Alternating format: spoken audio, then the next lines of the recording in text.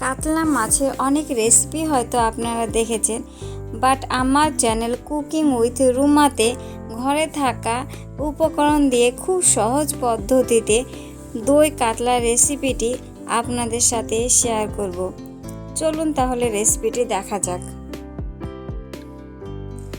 এখানে 4 পিস কাতলা মাছ ভালোভাবে ধুয়ে নিয়েছি। এবার মাছের মধ্যে সামান্য পরিমাণ লবণ, সামান্য হলুদ দিয়ে ভালোভাবে মাছগুলোকে মাখিয়ে নিতে হবে।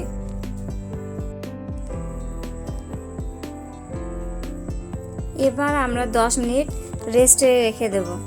এখানে 4 টুকরা আদা, 7 থেকে 8টা রসুনের কোয়া, 4টে কাঁচা লঙ্কা, 2টো মিডিয়াম সাইজের পেঁয়াজ কুচি কুচি করে কেটে নিয়েছি, আর কিছু পরিমাণ জিরা নিয়ে নিয়েছি। এবার এই সমস্ত উপকরণগুলি আমরা পেস্ট করে নেব। অর্ধেকটা পেঁয়াজ আমরা বেরেস্তা করার জন্য রেখে দেব। এই উপকরণগুলি খুব ভালোভাবে পেস্ট করে নিতে হবে।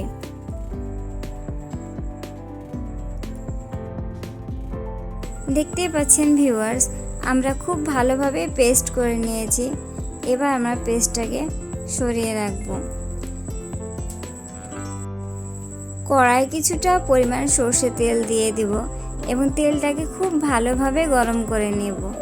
যতক্ষণ না পর্যন্ত তেল থেকে ধোঁয়া উঠছে ততক্ষণ পর্যন্ত আমরা তেলটা গরম করে নেব। এবার মাছগুলো এক এক করে ছেড়ে দেব। তেলটাকে যদি আমরা ভালোভাবে গরম না করে নিই তাহলে মাছটা ভেঙে যাওয়ার সম্ভাবনা থাকে, তাই তেলটাকে খুব ভালোভাবে গরম করে নিতে হবে। কিছুক্ষণ ভাজার পর মাছগুলো আমরা উল্টিয়ে দেব। মাছগুলো খুব বেশি ভাজা যাবে না, বেশি ভাজলে মাছের ভেতরে মশলা ঢুকবে না, তাই আমরা মাছগুলো মোটামুটি ভেজে নেব।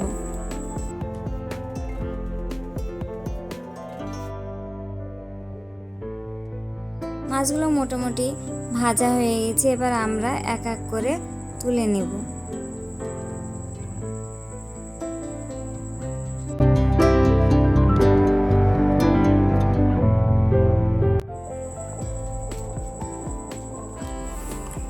কড়াইয়ে যে তেলটা আছে সেই তেলটাই আমরা পুরোপুরি রান্নাটা কমপ্লিট করব। এখানে যে অর্ধেক পেঁয়াজটা আমরা রেখেছিলাম সেই পেঁয়াজটা আমরা এখানে ভালোভাবে গোল্ডেন কালার করে ভেজে নেব।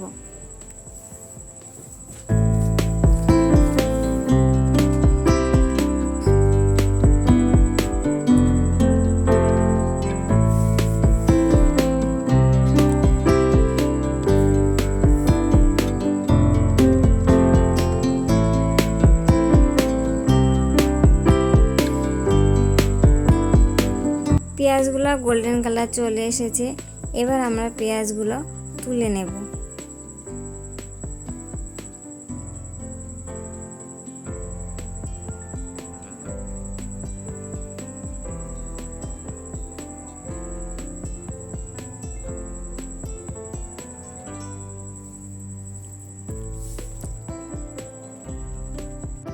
সামান্য কালো জিরা দিয়ে দিলাম। এরপর 2টো শুকনো লঙ্কা,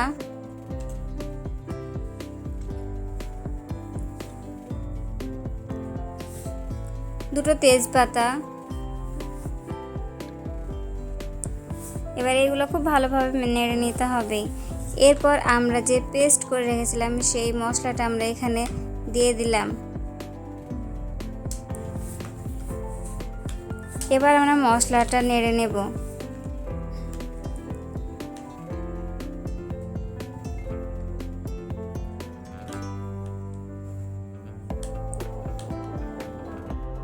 সামান্য পরিমাণ গোলমরিচের গুঁড়ো দিয়ে দিলাম, সামান্য পরিমাণ ধনিয়ার গুঁড়া দিয়ে দিলাম।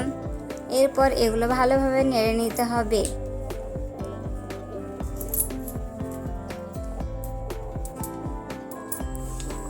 এক চামচ হলুদের গুঁড়া দিয়ে দিলাম, হাফ চা চামচ শুকনো লঙ্কার গুঁড়ো দিয়ে দিলাম।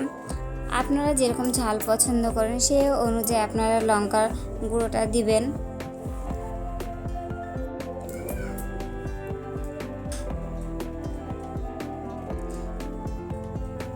এখানে আমরা সামান্য পরিমাণ চিনি অ্যাড করব।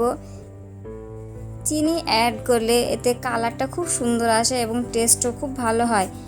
আপনারা চাইলে চিনিটা স্কিপ করতে পারেন। 1 চা চামচ লবণ দিয়ে দিলাম।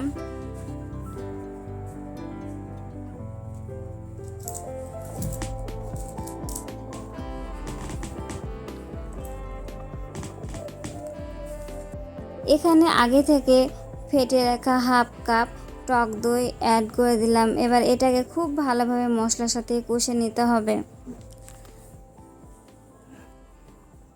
মশলাটাকে খুব ভালোভাবে কষে নিতে হবে। যতক্ষণ না পর্যন্ত মশলা থেকে তেল ছাড়ছে ততক্ষণ পর্যন্ত মশলাটাকে খুব ভালোভাবে কষে নিতে হবে।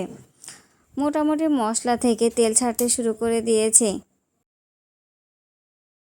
দেখতেই পাচ্ছেন ভিউয়ার্স, মশলা থেকে পুরোপুরি তেল ছেড়ে দিয়েছে। এবার আমরা এখানে 2 কাপ মতো জল অ্যাড করব। আপনারা যেরকম ঝোল পছন্দ করেন সেই অনুযায়ী আপনারা এখানে জলটা অ্যাড করবেন।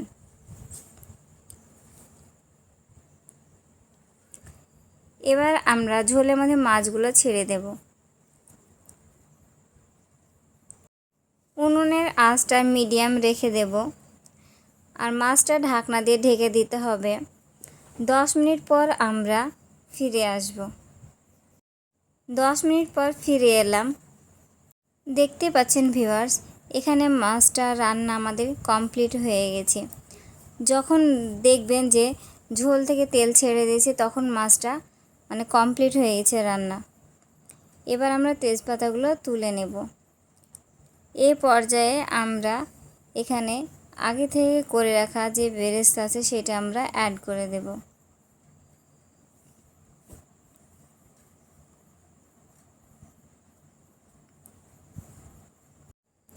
এবার আমরা ভালোভাবে নেড়ে নেব। এবার 4টে আমরা কাঁচা লঙ্কা ইউজ করেছি এখানে শুধু ফ্লেভারের জন্য। আপনারা চাইলে এটা স্কিপ করতে পারেন, বাট আমার কাঁচা লঙ্কার ফ্লেভারটা ভালো লাগে তাই এখানে কাঁচা লঙ্কাটা আমি ব্যবহার করেছি। কাঁচা লঙ্কাটা দেওয়ার পর লো ফ্লেমে আরও 5 মিনিট মতো মাছটা রান্না করে নেব। রান্না কমপ্লিট। এখানে আমরা হাফ চা চামচ জিরে ভাজার গুঁড়ো অ্যাড করেছি। এটি গরম গরম ভাতের সাথে খেতে জাস্ট অসাধারণ লাগে। আপনারা অবশ্যই এই রেসিপিটি ট্রাই করবেন এবং বাড়ির সকলকেই পরিবেশন করবেন। প্রথম থেকে শেষ পর্যন্ত আমার পাশে থাকার জন্য আপনাদেরকে অসংখ্য ধন্যবাদ।